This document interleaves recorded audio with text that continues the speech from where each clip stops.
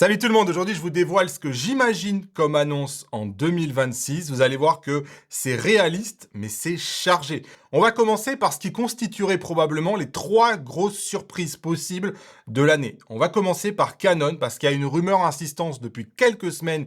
C'est un Canon R3 Mark II. Tout le monde l'imaginait enterré. Et j'avoue que cette rumeur qui est sur Canon Rumors fait sens. Il parle d'une annonce de développement juste avant les JO d'hiver qui arrivent là début février, que ce produit-là serait mis dans les mains des photographes professionnels sur les Jeux Olympiques. C'est la stratégie que Canon a utilisée pour le Canon R3 et pour le Canon R1. Et les Canon R3 et les Canon R1 sont actuellement en promo. Franchement, j'avoue que ça fait sens. Je ne sais pas si c'est vrai parce qu'on imaginait le Canon R3 enterré. D'autant que juste après, à la fin du mois de février, il y a le CP+, qui est probablement un des plus grands salons dont Canon est un des sponsors officiels. Et donc, ça ferait sens d'avoir un produit majeur à montrer en priorité au CP+, en plus des JO. Donc, j'ai envie d'y croire. Parce qu'aujourd'hui, chez Canon, on n'a pas de flagship à haute résolution comme on a avec un Sony A1, comme on a avec un Nikon Z9. Et c'est étonnant de voir Canon absent de cette gamme qui est quand même une gamme importante puisque c'est la gamme du porte-étendard. Donc ça fait sens. Et ça serait vraiment la première grosse surprise du début d'année, ce Canon R3 Mark II. Donc on imagine un capteur empilé, haute résolution. Donc un R1, mais en haute résolution. La deuxième surprise de cette année, ça c'est évidemment plus spéculatif, ça serait un Nikon Z900. Tout le monde aujourd'hui attend le successeur du D500, qui est un appareil de légende chez Nikon. Et pour l'instant, on l'a pas en hybride. Et tout le monde l'attend. Et on ne comprend pas pourquoi il ne le ferait pas. Donc, est-ce que Nikon, qui dernièrement est en train de faire tomber sans arrêt des cartes et est les premiers à mettre certaines technologies, à baisser certains prix et compagnie, évidemment, ça serait une belle surprise de 2026 de voir arriver ce boîtier-là.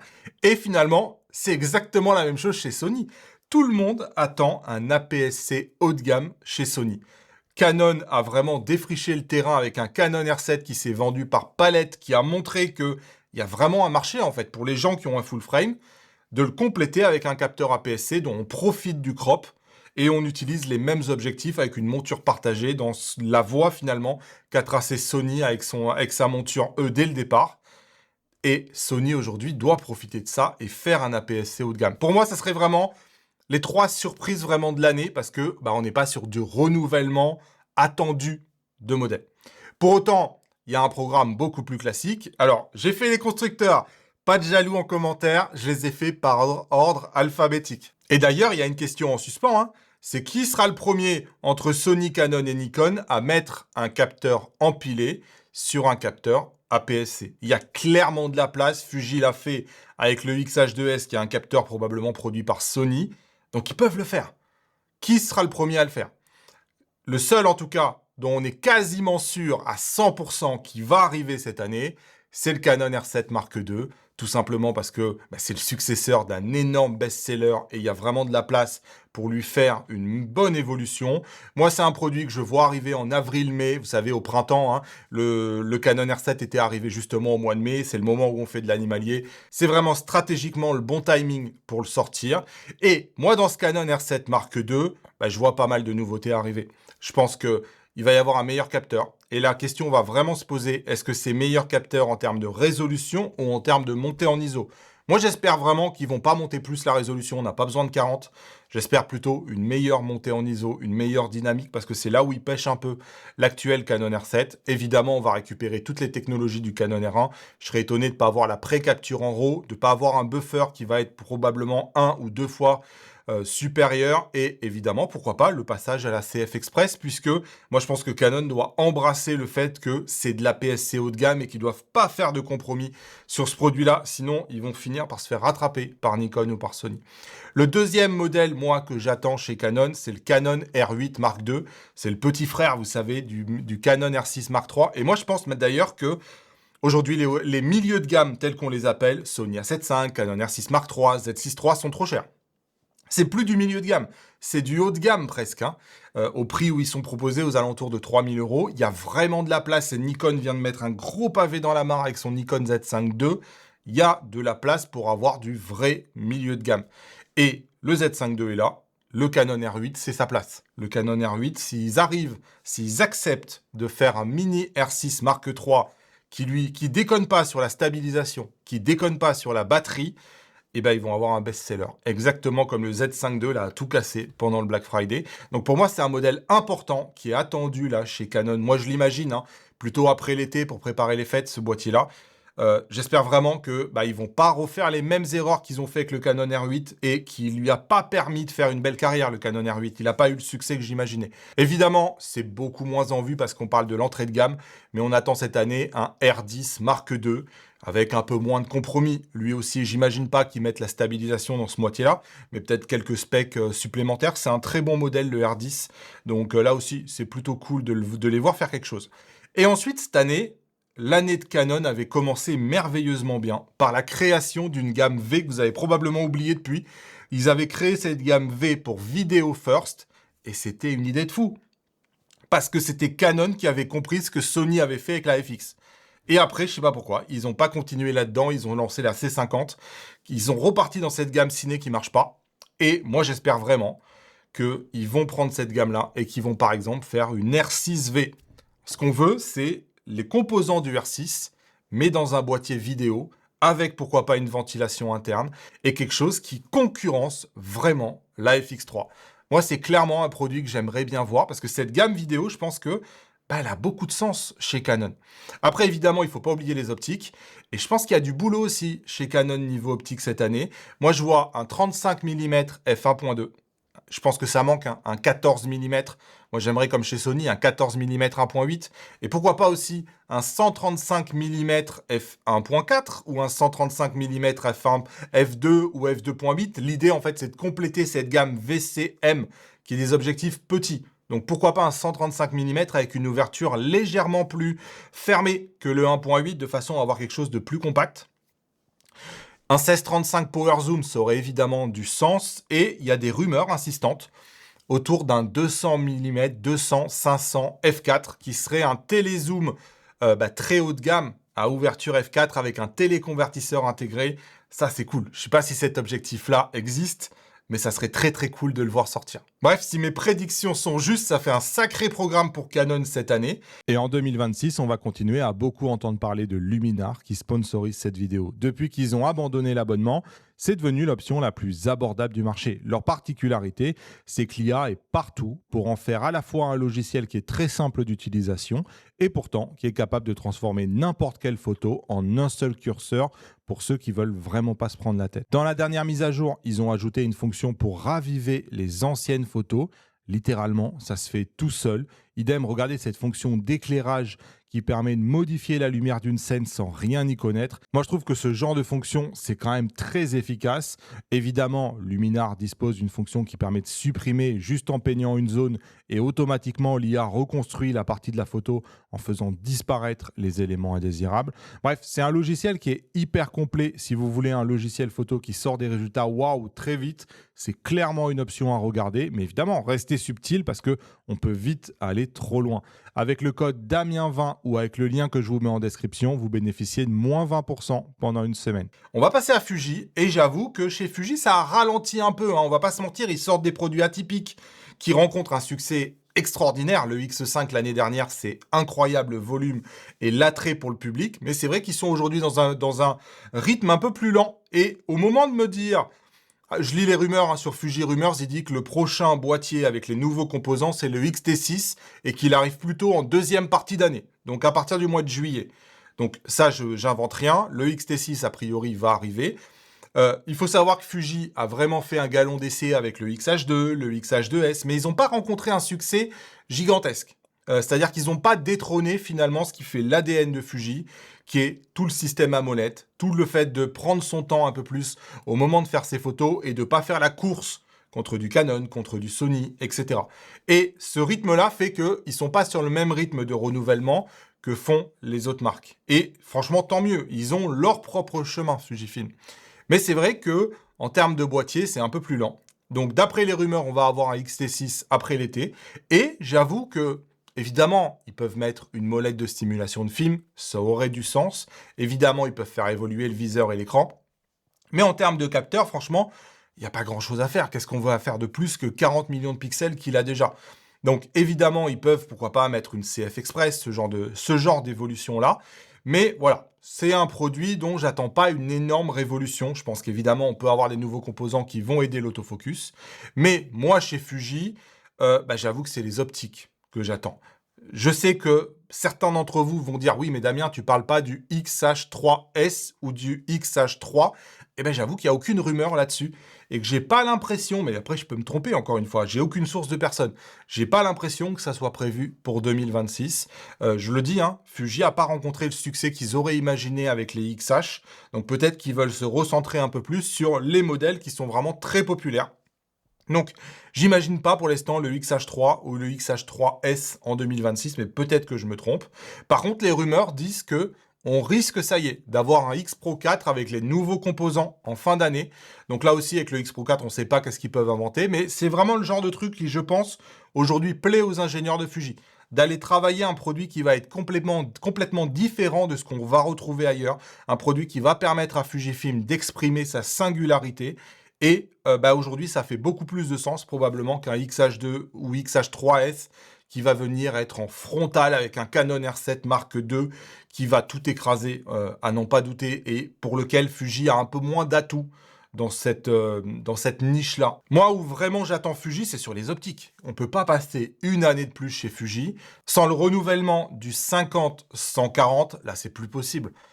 Franchement, je ne comprendrais pas qu'une année de plus, on n'ait pas ce renouvellement-là. C'est pareil, le 100-400, il faut le renouveler.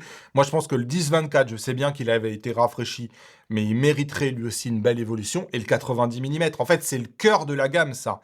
Et aujourd'hui, ils ont un cœur de gamme avec des optiques qui sont vieillissantes, qui continuent de coûter très cher. C'est pas des mauvaises optiques, c'est juste qu'aujourd'hui, si Fuji refait ces optiques-là qui ont une dizaine d'années, ils vont faire des optiques qui vont être 2 fois meilleures en résolution et 2 fois plus légères. Donc pour le même prix, autant avoir quelque chose d'une conception qui est moderne.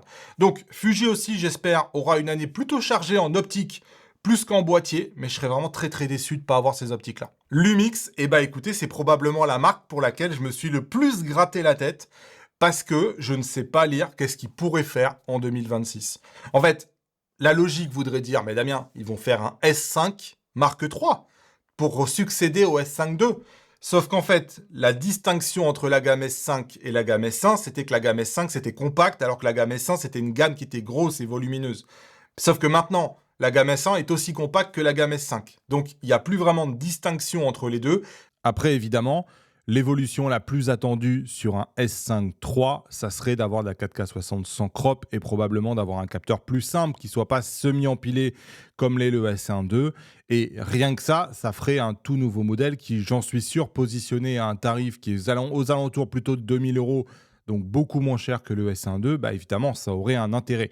Après, est-ce que Lumix a prévu de le faire cette année? Pour l'instant, j'avoue qu'il n'y a pas de rumeur sur ça. C'est pareil, le produit qui est le plus attendu, j'ai lu toutes les rumeurs, j'ai regardé tout, c'est le S1H2. C'est une évidence que Lumix devrait lancer en 2026 le S1H2. Sauf qu'il y a 6 mois, ils ont dit qu'il était encore qu'au stade de la réflexion, que c'était même pas un produit à l'état de développement. Et moi, ça serait pas cohérent, à partir du moment où ils ont dit ça il y a 6 mois, de voir débarquer un S1H2 en 2026. Donc, j'y crois pas. Oui, ça aurait été cool de voir ce produit-là arriver, mais si on reprend leur déclaration, c'est pas un produit qui a l'air dans les starting blocks pour être lancé en 2026.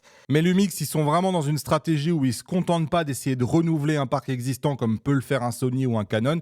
Ils essayent vraiment de récupérer des nouvelles parts de marché. Ils sont, entre guillemets, obligés d'inventer des produits plus atypiques, plus compacts. J'entends parler de compact cinéma micro 4 tiers. Évidemment, il y a des choses à faire. Il y a des renouvellements sur certains boîtiers un peu moins en vue qui, évidemment, peuvent être faits en 2026.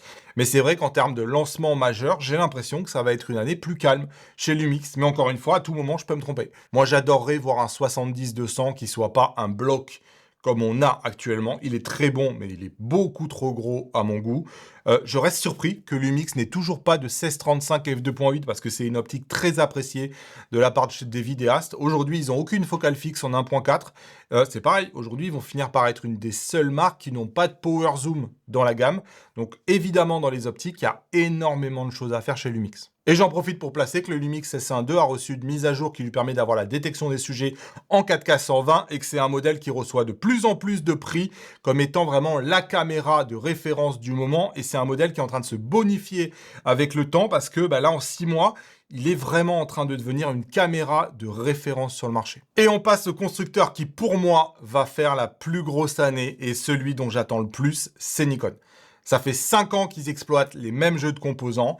Ils sont arrivés au bout, je pense, de ce qu'ils peuvent faire avec. Il faut une nouvelle plateforme. Il faut une nouvelle génération et elle va être introduite avec le Nikon Z9 II. Probablement, moi je l'attends pas dans les mois qui arrivent, bien qu'il y ait des rumeurs qui disent que là aussi, peut-être qu'ils vont se synchroniser avec les JO. Mais je pense qu'on aurait plus de rumeurs que ce qu'on a actuellement. Moi, je l'imagine plutôt aux alentours de la fin d'année. Mais là, on est sur 100% des nouveaux composants. Ils vont rien reprendre. Et c'est cool. Ça va permettre à Nikon de franchir des paliers qu'ils n'arrivaient pas à franchir depuis 5 ans parce qu'ils étaient sur les mêmes composants. Pré-rafale en RAW, terminer le JPEG. Moi, je les imagine évidemment passer en une rafale à 30 ou 40 images par seconde. Ça, c'est le minimum, j'ai envie de dire. L'autofocus, nouvelle génération, basée à l'IA. J'espère vraiment que là aussi, il faut franchir un palier en termes d'autofocus. Et pourquoi pas en vidéo, être les premiers à faire de la 8K 120. Ils faisaient déjà de la 8K 60. C'était impressionnant. N'empêche que 5 ans après, est-ce qu'ils peuvent passer un palier ou est-ce que ils vont dire non, on fait de la 8K 60 comme faisait déjà la génération d'avant, ça serait forcément un peu décevant. Donc pourquoi pas être les premiers à faire de la 8K 120. Et moi j'attends toujours le constructeur qui sera le premier à faire de la 4K 240. Donc vraiment, j'attends beaucoup parce que c'est ces composants-là qui ensuite vont être déclinés dans tous les boîtiers pendant les 5 prochaines années. Donc ça va être des composants dont j'ai hâte de savoir qu'est-ce qu'un peu ils ont préparé. Et évidemment, certains vont se dire, est-ce qu'on va avoir le Z8 II cette année? Eh bien écoutez, moi je serais étonné d'avoir un Z8 II en 2026. Moi je l'imagine plutôt pour l'année d'après, si ils vont pas lancer le Z9 II et le Z8 II en même temps, parce qu'ils se concurrencent, sauf si Nikon a trouvé un moyen de faire en sorte qu'ils se distinguent plus que le modèle actuel, ou alors ils vont les lancer en même temps et dire c'est la même technologie, monobloc ou pas monobloc, j'en sais rien encore une fois. Mais le Z8 II, moi je l'imagine pas pour cette année. Par contre, Nikon a tout de suite dit le Nikon ZR, et cette image, je l'ai gardée parce qu'elle m'a écroulé de rire.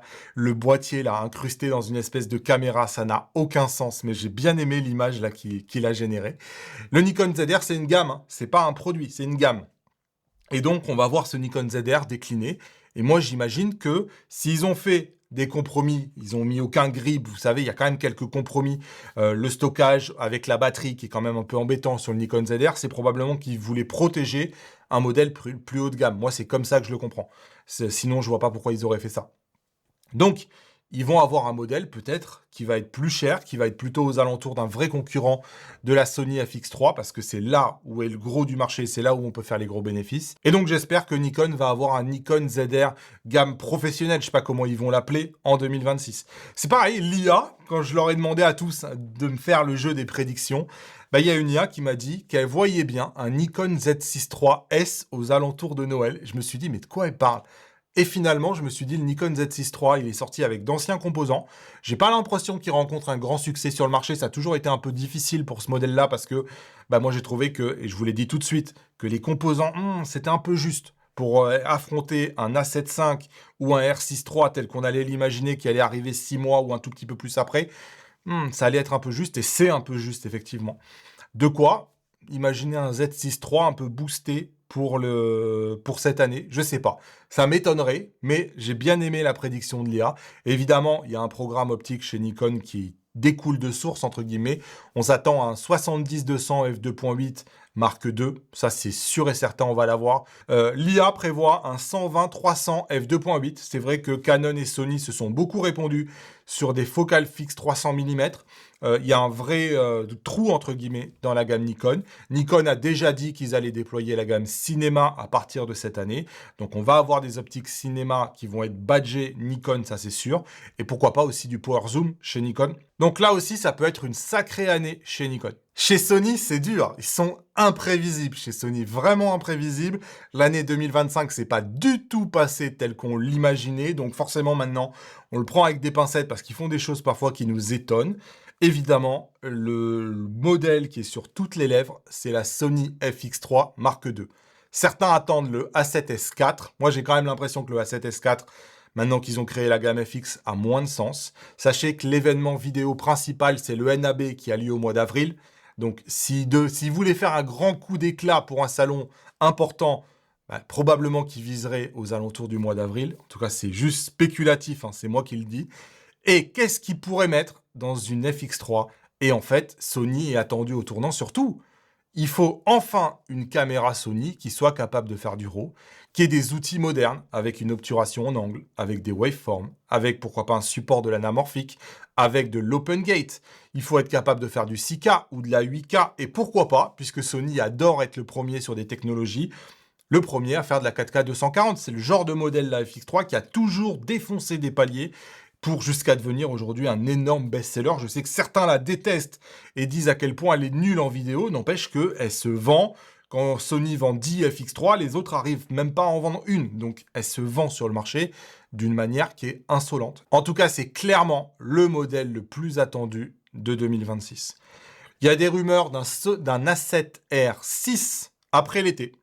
A7R6, alors moi j'ai l'impression que la 7R5 est sortie il n'y a pas si longtemps que ça, mais en fait, pour moi, hein, et je me trompe peut-être, Sony doit avoir un concurrent au Canon R5 Mark II et au Nikon Z8. C'est des modèles qui sont ultra populaires et aujourd'hui la 7R5 n'est pas capable de rivaliser parce que il n'a pas un capteur empilé, il n'a pas la technologie qu'a la concurrence. Et donc moi personnellement, il n'y a qu'une chose que j'attends, le reste m'intéresse beaucoup moins, c'est tout simplement le passage à un vrai capteur empilé. Je sais que certains veulent du 100 millions de pixels, moi personnellement, c'est pas ce que j'attends de cette gamme. Ou alors il faut créer deux modèles différents. Mais je pense que Sony doit proposer une gamme avec un capteur empilé, comme le fait Nikon maintenant depuis 5 ans. Il est temps pour Sony, et ça serait pour moi un échec sur le A7R6, de ne pas avoir un concurrent du R5 Mark II ou du Nikon Z9. C'est pareil, certains parlent du Sony A7C3 en 2026. Maintenant que le A7V est arrivé, pourquoi pas en fin d'année, avoir un mini A7C5 dans le corps de l'A7C. C'est un modèle qui est populaire aussi et ça a un énorme potentiel en termes de vente parce que l'A7V c'est un super boîtier. Donc ça aussi, très très intéressant. Niveau optique, chez Sony, les rumeurs disent qu'il va y avoir du monde. Il y a des rumeurs d'un 16-28 f2. Il y a des rumeurs d'un double 100-400. Un 100-400 classique Mark II, qui serait dans la gamme G, hein, contrairement à ce qui est marqué ici. Et ensuite, un 100-400 f4 qui, lui, serait en gamme GM.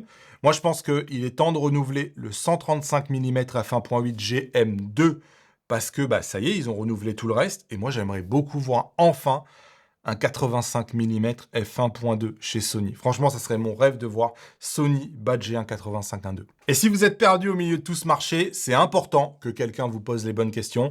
C'est le rôle d'IPLN.fr. Ils font ça depuis 4 générations. Ils font ça à Lyon, à Paris et ils ont investi pour vous apporter la même expérience en ligne, en distanciel. Ils ont vraiment cette obsession du service client. Ils veulent que vous soyez content et bien traité. Et c'est pourquoi ils ont été élus meilleur magasin photo et vidéo de France dans une étude indépendante capitale à laquelle ils n'avaient même pas participé. Donc voilà, c'est une reconnaissance de tout leur travail depuis des années. Et il faut savoir qu'IPLN, ils ont aussi investi sur le marché de l'occasion.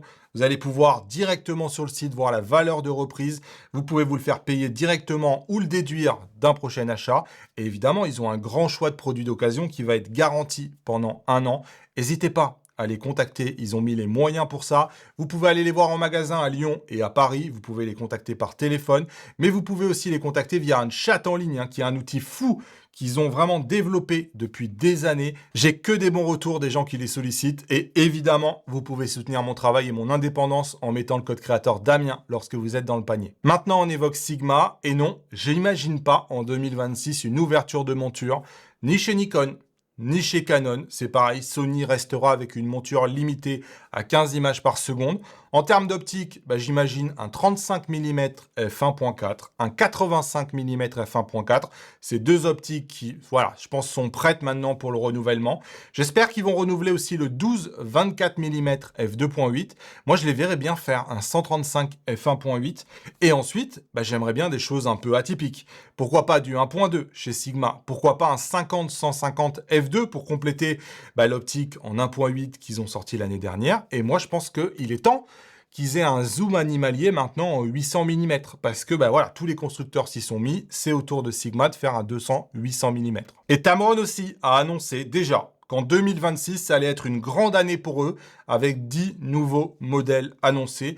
J'ai regardé les optiques à renouveler, et franchement, il n'y a pas grand-chose. Ils ont terminé de renouveler leur G2.